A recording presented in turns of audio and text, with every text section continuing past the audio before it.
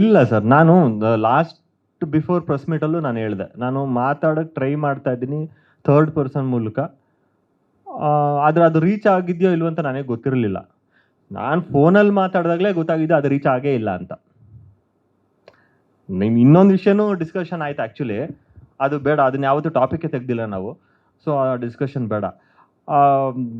ಅವ್ರು ಹೇಳಿದ್ರು ನನಗೆ ಯಾರು ಬಂದ್ಬಿಟ್ಟು ಇದನ್ನು ಹೇಳಲಿಲ್ಲ ಅಂದರೆ ರೀಚ್ ಆಗಿಲ್ಲ ಅಂತ. ನಾನು ಸುಮ್ಮನೆ ಮಾತಾಡೋದು ಗಾಳೀಲಿ ಮಾತಾಡೋ ಥರ ಆಗಿದೆ ಅಷ್ಟೇ. ಅದು ಹೋಗಿಲ್ಲ. ನಾನು ಪ್ರಯತ್ನ ಮಾಡಿದ್ದೀನಿ, ಆ ಪ್ರಯತ್ನ ರೀಚ್ ಆಗಿಲ್ಲ ಅಷ್ಟೇ. ಸುಮ್ಮನೆ ಹೇಳಿದ್ದಾರೆ ನನಗೆ ನಾನು ಮಾತಾಡ್ತೀನಿ ಅಂತ ಹೇಳಿರೋ ಪರ್ಸನ್ನು ಏನು ಮಾತಾಡಿಲ್ಲ ಅಲ್ಲಿ ಹೋಗಿ, ಅದು ವಿಚಾರ. ಆಮೇಲೆ ಸರ್ ಹೇಳಿದ್ರು ರೆಕಾರ್ಡ್ ಮಾಡ್ಕೊಬೋದ ಎಲ್ಲ ಅಂತ. ಇಲ್ಲ, ನನಗೆ ಅದು ಆತ್ಮಸಾಕ್ಷಿ ಒಪ್ಪಲ್ಲ, ನನಗೆ ಮಾಡ್ಕೊಬೋದಾಗಿತ್ತು. ಅದು ಎವಿಡೆನ್ಸ್ ಆಗಿರೋದು. ನಾನು ಹೇಳ್ಬಿಟ್ಟೇ ಹೇಳಿದೆ, ನೋಡಿ ಸರ್, ನಾನು ಯಾವುದೇ ರೀತಿ ರೆಕಾರ್ಡಿಂಗ್ ಮಾಡ್ಕೋತಾ ಇಲ್ಲ. ಅವ್ರ ಅಡ್ವೊಕೇಟ್ ಅವ್ರ ಮುಂದೆ ಕೂತ್ಕೊಂಡಾಗ ನಾನು ಅವ್ರ ಫೋನ್ ಅವ್ರ ಮುಂದೆ ಇಟ್ಬಿಟ್ಟು ನಾನು ಯಾವುದೇ ರೀತಿ ರೆಕಾರ್ಡಿಂಗ್ ಮಾಡ್ಕೊಳತ್ತಾ ಇಲ್ಲ, ಏನೂ ಇಲ್ಲ, ನನಗೆ ಅದು ಬೇಕಾಗಿಲ್ಲ. ನೀವು ಮಾತಾಡ್ಬಿಟ್ರೆ ಸಾಕು ನನಗೆ, ಮೇಡಮ್ ಅವ್ರ ಮಾತಲ್ಲಿ ಹೇಳ್ಬಿಟ್ರೆ ಸಾಕು, ನನಗೆ ಅದು ಅವಶ್ಯಕತೆ ಇಲ್ಲ ಅಂತ ಹೇಳಿದೆ. ಇಲ್ಲ, ಮಾಡ್ಕೊಳ್ಳಿ, ತೊಂದರೆ ಇಲ್ಲ, ಅಂಥದ್ದೇನು ಮಾತಾಡ್ತೀವಿ, ಮಾಡ್ಕೊಳ್ಳಿ ಅಂತ ಹೇಳಿದ್ರು. ನನ್ನ ಆತ್ಮಸಾಕ್ಷಿ ಒಪ್ಪಲ್ಲ, ಅದಕ್ಕೆ ನಾನು ಮಾಡ್ಕೊಳಲ್ಲ, ಬೇಡ ಅಂತ ಹೇಳಿದೆ ನಾನು.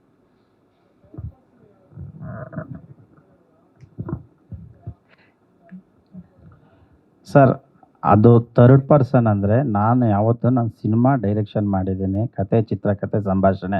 ಈ ರಾಜಿ ಪಂಚಾಯಿತಿಯಲ್ಲಾಗಲಿ ತೋರಿಸೋದ್ರಲ್ಲಾಗಲಿ ನಾನು ಇನ್ವಾಲ್ವ್ ಆಗಿಲ್ಲ. ಕೇಸ್ ಅಪ್ ಟು ಅಲ್ಲ ಇಲ್ಲ, ಯಾರ ಕಡೆನೂ ಅಲ್ಲ ಅವರು. ಹಂಗೆ ಥರ್ಡ್ ಪರ್ಸನ್ ಹೆಸರೆಲ್ಲ ಹೇಳೋಕ್ಕಾಗಲ್ಲ ಸರ್, ಅದೊಂದು ಸ್ವಲ್ಪ. ಒಂದು ಸೆಕೆಂಡ್, ಅದಕ್ಕೆ ಆನ್ಸರ್ ಮಾಡ್ಬಿಡ್ತೀನಿ ಸರ್. ಅಲ್ಲ, ನನಗೆ ಪರಿಚಯ ಇರೋರು, ಅವ್ರಿಗೂ ಪರಿಚಯ ಇರೋವಂಥವ್ರು. ಆದರೆ ನಾನು ಹೇಳಿದ್ನಲ್ಲ, ಗಾಳಿಲಿ ಹೇಳ್ದಂಗೆ ಆಯ್ತು ಅಷ್ಟೇ. ಅದು ರೀಚ್ ಆಗಿಲ್ಲ ಎಲ್ಲೂ. ನಾವು ಮಾತಾಡ್ಕೊಂಡು ಆಯ್ತು ಗುರು, ಹೇಳ್ತೀನಿ ಗುರು, ನೋಡಿ ಅಷ್ಟೇ, ಫಿನಿಶ್. ನಾನು ಇದನ್ನು ಹೇಳಿದೆ, ಹಿಂಗೆ ನಾನು ಮಾತಾಡಿದ್ದೆ ಅಂತ. ನನಗೆ ಯಾವುದೇ ಮ್ಯಾಟ್ರ್ ಬಂದಿಲ್ಲ ತನುಷ್ ಅಂತ ಹೇಳಿದರು.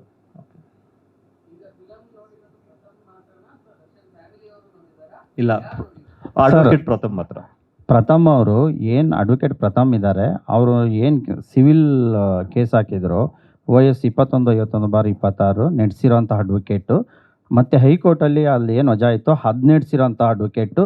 ಜೊತೆಗೆ ಏನು ಕೆಲವು ಮೀಡಿಯಾ ಮೇಲೆ ಎಲ್ಲರ ಮೇಲೆ ಸ್ಟೇ ತೊಗೊಂಡಿದ್ದಾರಲ್ಲ, ಸಿವಿಲ್ ಡಿಸ್ಪ್ಯೂಟ್ ನಡೆಸೋಂಥ ಅಡ್ವೊಕೇಟ್ ಅವರು. ಕ್ರಿಮಿನಲ್ಗೆ ಒಬ್ಬರಿದ್ದಾರೆ, ಸಿವಿಲ್ಗೆ ಇದ್ದಾರೆ.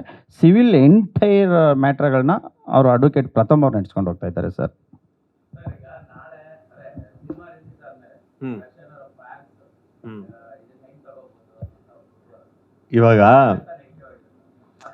ಇವಾಗ ಕೋಪ ಮಾಡ್ಕೊಂಡೇ ಬರಲಿ, ಸಿನಿಮಾ ಥಿಯೇಟ್ರಿಗೆ ಬರಲಿ ಒಟ್ಟಿನಲ್ಲಿ ಅಷ್ಟೇ.